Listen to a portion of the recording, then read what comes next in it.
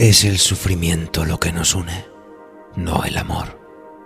El amor no obedece a la mente y cuando se lo violenta, se transforma en odio. El vínculo que nos une está más allá de la elección. Somos hermanos. Somos hermanos en lo que compartimos, en el dolor que cada uno de nosotros debe sufrir a solas, en el hambre, en la pobreza, en la esperanza. Conocemos la fraternidad. Lo sabemos porque hemos tenido que aprenderlo. Sabemos que no hay ayuda para nosotros, sino la de unos a otros, que ninguna mano nos salvará si no la tendemos antes, y la mano que extiendes está vacía, como la mía. No tienes nada, no posees nada, no eres dueño de nada, eres libre. Todo lo que tienes es lo que eres y lo que das. Úrsula K. Le Guin, Los desposeídos, una utopía ambigua.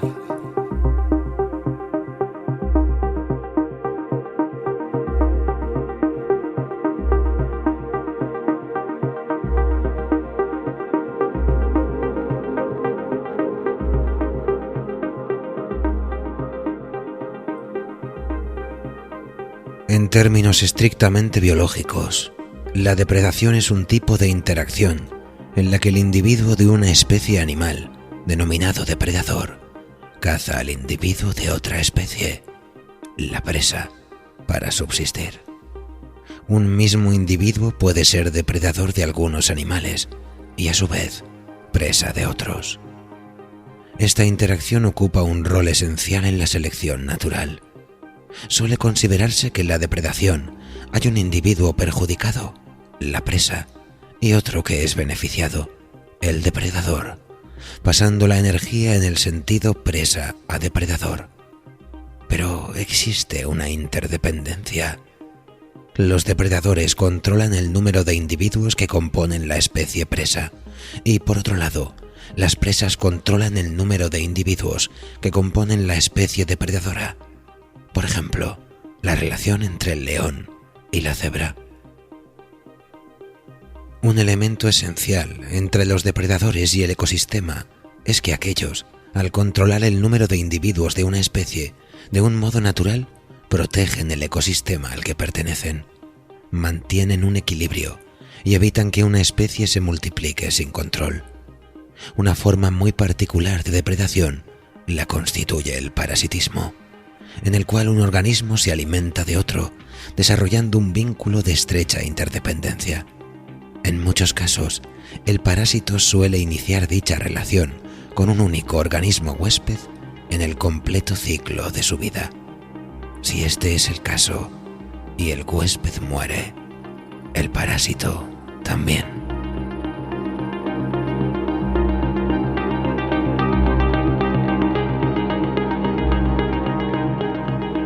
En la sociobiología, se tiende a estudiar las sociedades humanas contraponiendo conceptos de la biología básica con las formas de organización y el comportamiento humano de las sociedades y los individuos.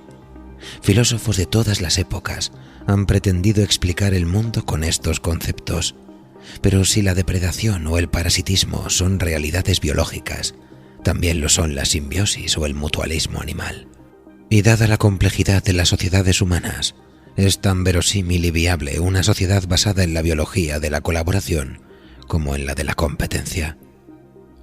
Sin embargo, durante décadas ha habido quienes alientan la idea de la destrucción mutua asegurada como el único sistema posible de mantenimiento del equilibrio de poderes.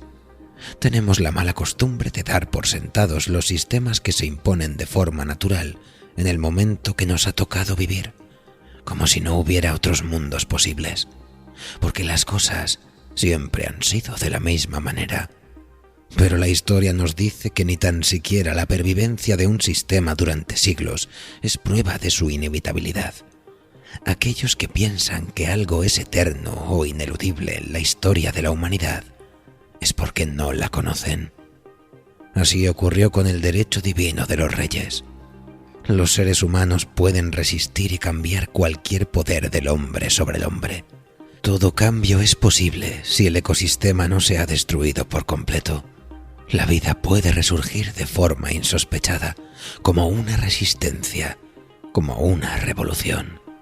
Y a menudo, en el caso de los seres humanos y sus sociedades, la resistencia y el cambio comienzan en el arte, y en nuestro caso, en el arte de las palabras.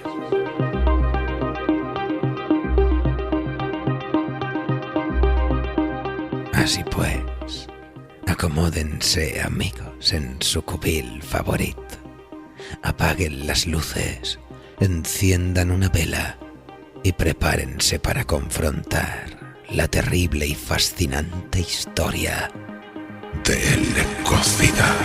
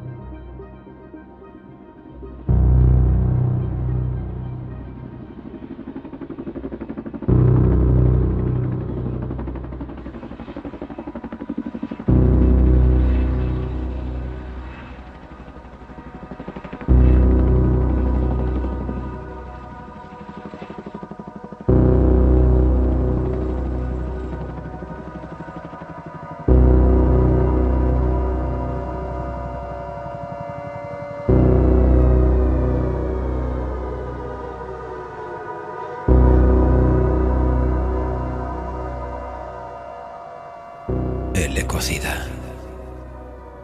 Un relato de Miguel Ramírez Moreno en colaboración con El vuelo del cometa.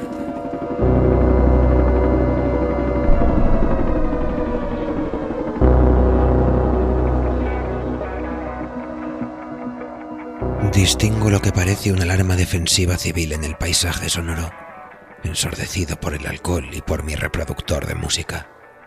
Tamborileo el escritorio con los dedos, mientras el último trago me quema la garganta. Mi estómago debe de estar sufriendo lo mismo que el Amazonas hace menos de un mes, cuando el gobierno lo esterilizó a base de bombardeos. Pero ya no puedo sentir ni lo uno ni lo otro. Antes habría deseado pasarme atardeceres como el de hoy en mi despacho, ensimismado con mis canciones favoritas de The Animals, dentro de mi burbuja abotargada de etanol. En aquel entonces podría costarme la suspensión o el despido, pero hoy no creo que quede nadie siquiera interesado en tramitar el papeleo. No cuando la ciudad ha sido evacuada y faltan apenas horas para que todos los enajenados que nos negamos a huir seamos devorados vivos. Cuando estamos en las últimas notas de esa sinfonía de estrafalaria sinestesia que ha terminado siendo la humanidad.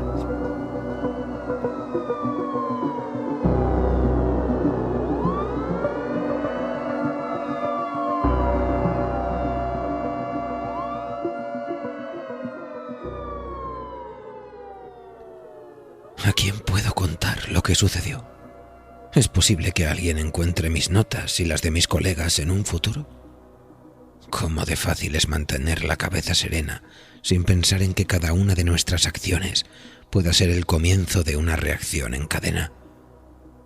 Hace menos de un año, un puñado de internautas trasnochados hablaban de un meteorito que había caído tras sobrevolar México, en la península de Yucatán.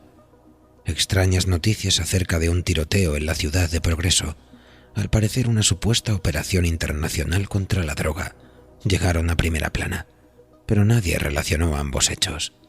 Sin embargo, el gobierno americano, mi gobierno, pateó el tablero de las diplomacias internacionales y decretó una zona de aislamiento en progreso debido a, cito textualmente, una inusitada emergencia de salud pública de naturaleza biológica.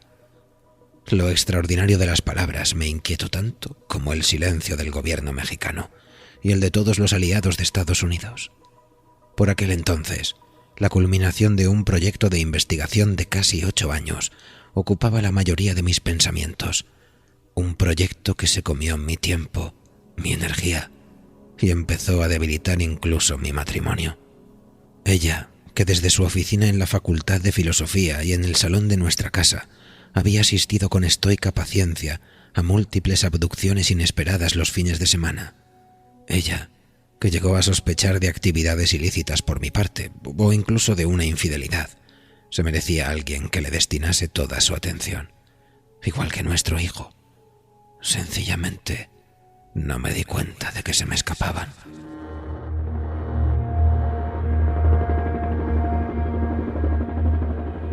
Un grupo de investigadores de la Universidad de La Plata contactó con la mayor parte de las listas de correo académicas.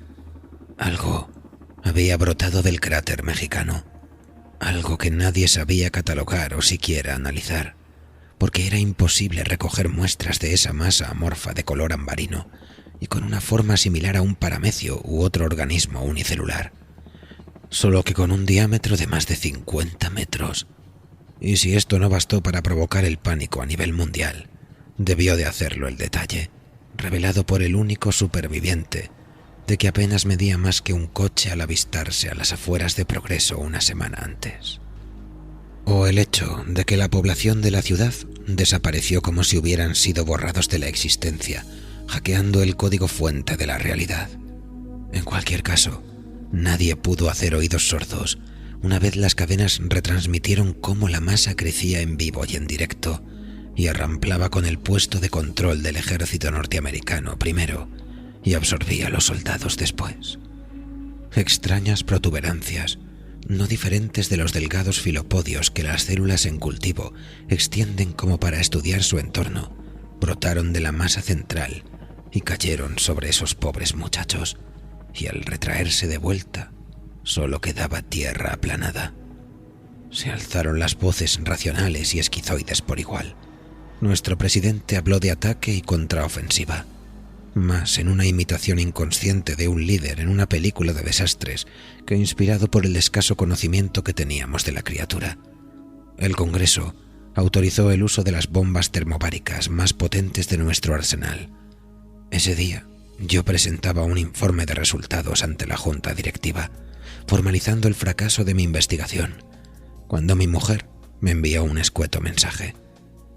Una construcción sintáctica no muy diferente a la que idearía cualquier persona racional que siguiera las noticias, pero con un matiz mucho más personal y tópico. Tenemos que hablar.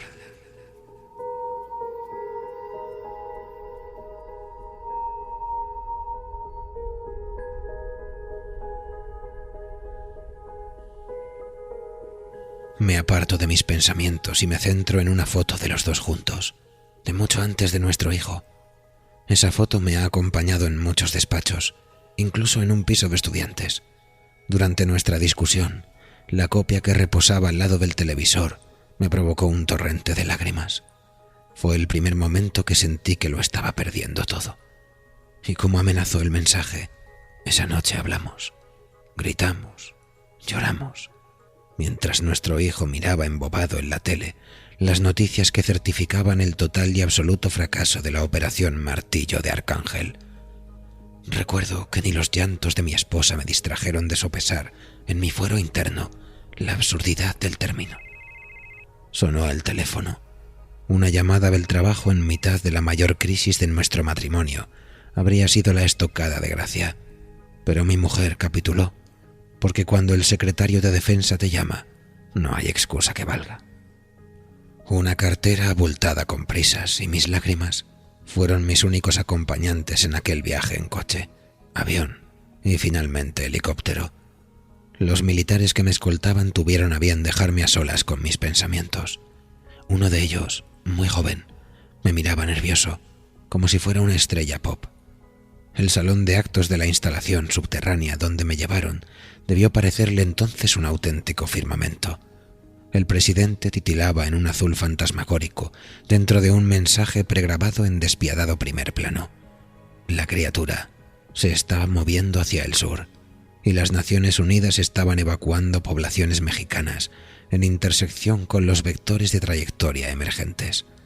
Nuestro presidente nos advirtió que los Estados Unidos no dudarían en utilizar armamento nuclear para defenderse, a menos que los presentes en aquella sala encontrásemos una manera de detener al invasor. Para entonces, la criatura, la entidad, la colonia, cual sea el sustantivo que cada contribuyente propusiera, acumulaba apodos más o menos reconocidos. El monstruo del meteorito, la masa alienígena, la bestia estelar o sencillamente el invasor. Seguramente la gente obedecía a ese impulso inconsciente de nombrar a los monstruos como el primer paso para derrotarlos. Nosotros, científicos, contábamos solo con un par de muestras que la criatura dejó en su camino, porque nadie había sido capaz de extraerlas. Codo con investigadores alemanes que atesoraban la otra alícuota existente. No encontramos absolutamente nada, ni células, ni ADN, ni proteínas, ni átomos. El tejido era invisible ante nuestros instrumentos, como si estos estuvieran sintonizados a una frecuencia dimensional diferente y la criatura proviniera de un lugar mucho más lejano que un asteroide vagabundo. Solo descubrimos que el contacto con materia orgánica, bien fuera caldo de cultivo celular, un cactus de escritorio o una rata de laboratorio, desataba una sublimación primordial que culminaba en la extinción de la forma basada en el carbono y el crecimiento del tejido. Un crecimiento que parecía obedecer la divina proporción. Entonces lo vi claro, y la angustia me impidió compartir mis impresiones con los demás. Necesitaba llamar a mi esposa para apaciguar el fuego, porque por muy salvaje que éste fuera, se empequeñecía ante lo que le iba a ocurrir al planeta.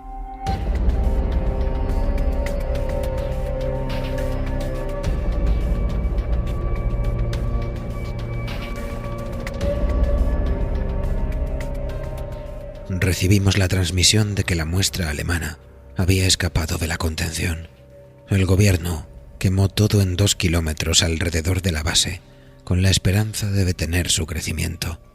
Al mismo tiempo, uno de los astronautas de la Estación Espacial Internacional fotografió desde su portilla una masa de la que ni siquiera teníamos constancia, abriéndose paso a través del Amazonas, absorbiendo su biomasa. El sol no se puso durante días en el continente, cuando incendiamos el pulmón del planeta en un vano intento de salvarnos. Cuando la muestra de la base alemana empezó a moverse sin provocación aparente, los análisis arrojaron la clara conclusión de que los diversos focos de la criatura se movían cual misiles teledirigidos hacia los focos de materia orgánica más cercanos. Fueran estos la extinta ciudad de Progreso o la selva amazónica que acababa de ser aniquilada. La Tierra se había tropezado con un devorador insaciable de ecosistemas, adaptando una actitud todo lo pragmática que podía. Decidí denominar a la criatura sencillamente por lo que era: el ecocida.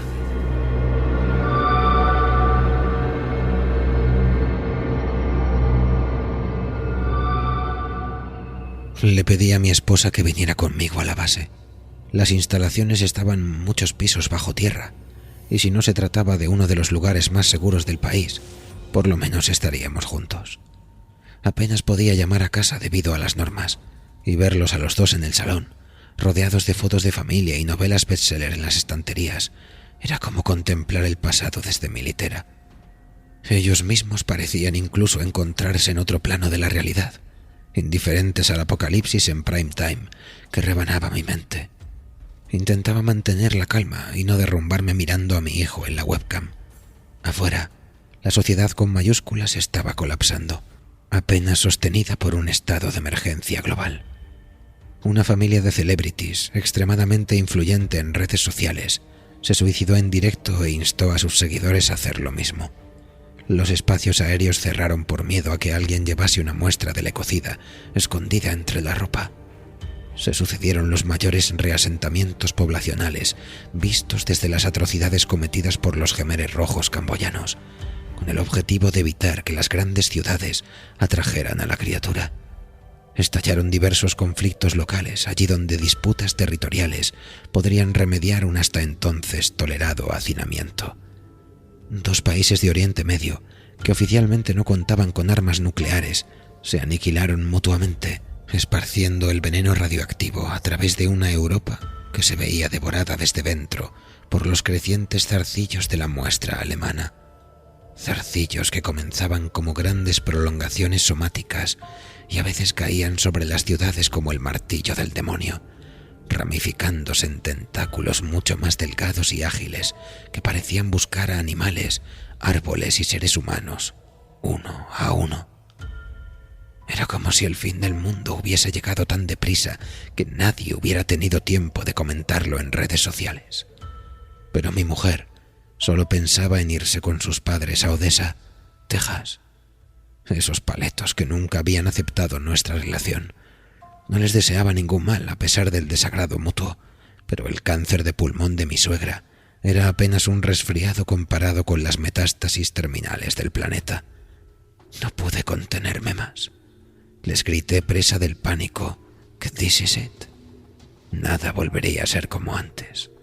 Que una prolongación de la colonia sudamericana se había adentrado en el Atlántico y que por lo que sabíamos podría estar absorbiendo las masas de plancton submarino y poniendo su bota encima del cuello de los ecosistemas del planeta. Mi mujer me gritó que dejase de tratarle como si fuera estúpida. Con determinación funeraria me dijo que estaba harta de mí, que ya tenía hechas las maletas cuando los militares me reclamaron. Me echó en cara que incluso durante el mismísimo apocalipsis priorizara el trabajo por encima de sus padres o de nuestra relación. Nuestro hijo comenzó a llorar, quizás sabiendo que esta sería la última vez que nos veríamos, y mi esposa cortó la llamada tras una despedida con más insultos de los que seguramente pretendía. Uno de aquellos tentáculos segadores de vida cayó sobre Odessa 4 días más tarde. No se había decretado evacuación alguna en la zona al tiempo que la criatura se extendía por los Estados Unidos. Mi cerebro condensó por primera vez la noción de que lo había perdido absolutamente todo: mis proyectos, mi familia y mi vida. Tras enloquecer y destrozar el ordenador y todo lo que tenía a mano, fui escoltado y encerrado en mi habitación. No sería exagerado admitir que contemplé el suicidio, pero incluso sin los tranquilizantes que me inyectaron, siempre me he sentido muy incómodo con la improvisación. Yo planeaba y mi esposa vivía el momento. Quizás por eso hacíamos tan buena pareja, o quizás nunca lo hicimos. No lo sé. Los mismos soldados que me habían recogido en casa hacía una eternidad vinieron a buscarme y tuvieron que repetirme la historia varias veces. El gobierno federal había colapsado y, al parecer, un general retirado se había declarado emperador de la zona de los Grandes Lagos. Circulaban rumores de que unos cuantos ricachones habían escapado a la luna usando sus modernas y exclusivas naves privadas. La parte de mí que murió con mi familia lo habría encontrado divertido. El militar joven me dijo que iban a vadear el tentáculo del sur para llegar a Florida e intentar escaparse también con alguno de los vetustos transbordadores espaciales en desuso. Ya en marcha, les pedí que me dejaran en casa o lo más cerca posible, y desistí de convencerles de su error. Si yo mismo quiero ahora morir, como y donde quiera, ¿quién soy yo para juzgar a los monarcas y a los desequilibrados por hacer lo mismo? Un brillo cegador me saca de mi ensimismamiento. Alguno de esos enajenados debe de haber lanzado un arma táctica nuclear contra la criatura, o quizás ésta ha reventado un silo al crecer. No creo que pueda encontrar a nadie que me responda. Desde mi ventana veo a la masa ambarina empequeñeciendo las montañas de Santa Cruz, lista para abatirse sobre la península de San Francisco, mi hogar y mi prisión. Cuando los soldados me dejaron de camino a su martirio hollywoodiense, preferí volver a mi despacho que a casa. El laboratorio estaba vacío, aunque vislumbré que alguien se había ahorcado en la sala de juntas al dirigirme hacia mi despacho. Me dolió encontrar el trabajo de tanta gente abandonado y patas arriba, pero me parecía más soportable que volver a mi sala de estar. Esta permanecería pulcra y ordenada, como si estuviese esperando a toda la familia para cenar, a menos que el barrio hubiera caído víctima de los saqueos. Me lleno un último vaso de licor al ritmo de Outside Chance de The Turtles. Ya no sé si escuece más o menos que mis lágrimas. No me puedo quejar de las vistas que tengo del fin del mundo. Siempre me ha gustado contemplar la vida desde la ventana de mi despacho. Y vida, sin ataduras y sin control, es lo único que puedo ver allá donde fije la mirada. Ahora ya no temo por mi familia, por mis entrañas o por el Amazonas. Temo por el monstruo que ha destruido mi mundo. Mi mujer diría que estoy proyectando mi obsesión por el trabajo y me mandaría a la mierda. Otros plantearían que lo mío es una especie de síndrome de Estocolmo, nada que se pueda explicar dentro de los parámetros de una mente racional. Pero el caso es que tengo miedo por el destino del ecocida. No sé si llegó a nosotros por accidente o por voluntad, pero su futuro me aterra más que cualquier incógnita pasada. Tengo miedo de que tras consumir el último átomo de carbono libre, solo le aguarde la muerte por inanición. Temo que haya cometido el mismo error que los seres humanos y que ahora esté aislado en una corriente de estrellas que le arrastra inexorable hacia el abismo. Porque si no podemos albergar la esperanza de que la vida continúe sin nosotros, ¿cómo es posible que queramos seguir viviendo?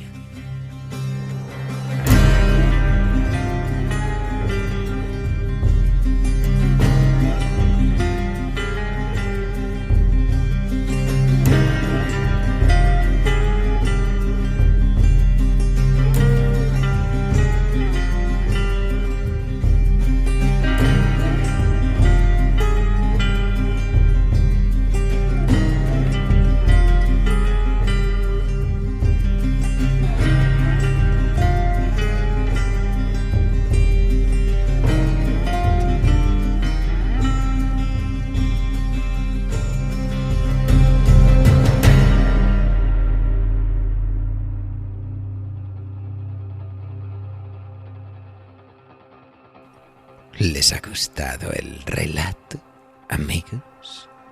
Una historia poderosa la de nuestro protagonista de esta noche, ¿no creen?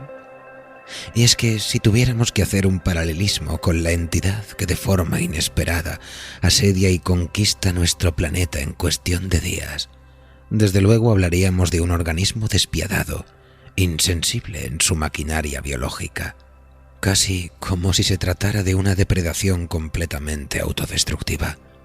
Cualquier excusa parece buena para mantener el engorde en el placer de la gula. El problema surge cuando la filosofía se transmuta con la ficción para afrontar los retos de un mundo al que ya no le bastan las teorías de siglos pasados. El gran Shoggoth ha llegado dispuesto a devorarnos, descontrolado, pero en la conciencia colectiva muchos siguen confrontando las rutinas como si la naturaleza fuera algo ajeno a nosotros, un escenario, un decorado en nuestras vidas, cuando en el fondo somos lo mismo, formamos parte de un único sistema dentro del cual engendramos nuestros peores temores, entidades a las que otorgamos vida propia, algunas de ellas sin existir realmente como algo material. Se han vuelto voraces con nuestra conciencia. Creemos que tienen poder más allá de todo. Esto conduce a muchos pensadores a un agotamiento vitalista, a un nihilismo en el que nada conduce a ninguna parte. Pero, sin embargo, hay otros que piensan que la vida en sí misma justifica el universo. Tal como añade el maestro Miguel Aso a su relato de esta noche, el reto ya no es salvar el medio ambiente. Cuando las bacterias fotosintéticas envenenaron a casi todas las demás al llenar la atmósfera de un veneno altamente reactivo llamado oxígeno, el resultado fue a largo plazo la vida que tenemos a nuestro alrededor. El reto no es siquiera proteger la especie humana, pues somos tantos que es muy difícil acabar con nosotros. El reto es aceptar que nuestro estilo de vida no es sostenible con su supervivencia a largo plazo, librarnos de aquello que es pernicioso y proteger lo que realmente funciona y debe ser preservado.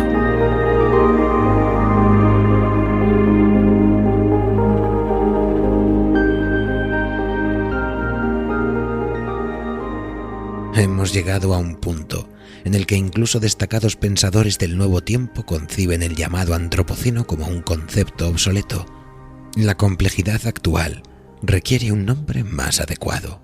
Así llegamos a el Tuluceno, en el que la escuela del pensamiento de Donna Haraway nos ubica en una nueva era, en la que deberemos aprender a seguir con el problema de vivir y morir juntos en una tierra herida, algo que determinará una forma de filosofía y de acción que nos otorgará los medios para construir futuros más vivibles. Y en esta travesía incierta seguirá jugando un papel trascendental la literatura de ciencia ficción y la especulación teórica, vehículos de acción que han sido y siguen siendo esenciales. Ya lo decía la maestra Ursula K. Le Guin: leemos libros para descubrir quiénes somos, lo que otras personas, reales o imaginarias, hacen, piensan y sienten. Es una guía esencial para nuestra comprensión de lo que nosotros mismos somos y podemos llegar a ser.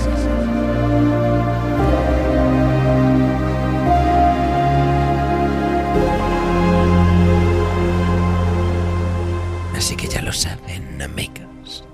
Si ustedes también viven inquietos ante el devenir del terror ecológico tan presente en nuestros días, no lo duden. Sigan atentos a las próximas publicaciones de este podcast, porque el maestro Miguel Aso ha prometido una futura continuación de su ecocida. ¿Es que acaso la criatura ultradimensional no terminó devorando a toda la especie humana? ¿Qué clase de mundo nos espera al otro lado de su catarsis? Mientras lo averiguamos, recuerden que pueden escucharnos cuando a ustedes les plazca a través de nuestro podcast en www.evox.com o en nuestro portal dimensional en noviembrenocturno.es. No podemos irnos sin agradecer una vez más a todos nuestros mecenas su apoyo tentacular. A ellos, a Miguel Ramírez Moreno y el vuelo del cometa, sin los cuales nada de esto habría sido posible. Si quieren formar parte de nuestro culto primigenio, visiten el perfil de iVoox de Noviembre Nocturno y pulsen sobre el botón de apoyar. ¿Quién sabe? Quizá algún día podamos invocar al gran soñador submarino. Nosotros, por nuestras partes, nos vamos a tomar un whisky a deshora porque somos felices con poco. Les deseamos una apacible madrugada desde noviembre.